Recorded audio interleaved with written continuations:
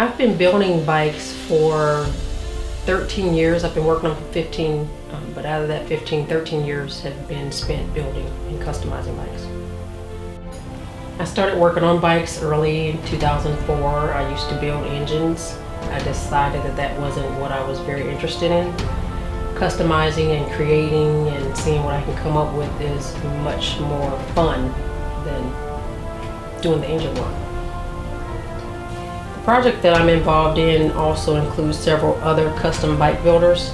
We're all going to be taking 2013 Police Road Kings and customizing them, and we're going to all have a bike build off on September 5th.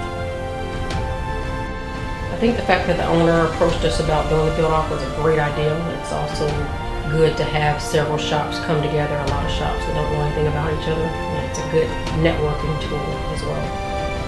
I decided to take on the project because being the only female, I'm sure that there are a lot of people waiting and are interested to see what kind of work we're going to turn out. It's also a good networking tool.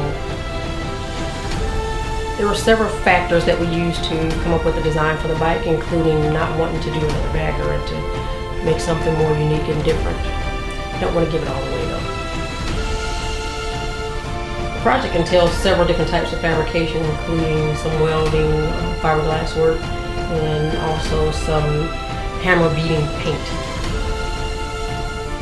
The type of bike that we're building right now is the type of bike that I ride. I used to ride sport bikes, but now I ride only cruisers and Harleys. A typical build time on a normal custom bike is about 3 to 6 weeks. On this bike I had about 4 weeks to do. Being a woman, I'm hoping that this build will appeal to several different groups, including some of my peers, but mainly other women. Compared to some of the other projects I've worked on, this one is pretty important because it's going to actually put us out to the public, to a lot of people that didn't know anything about us, or didn't know anything about women building bikes.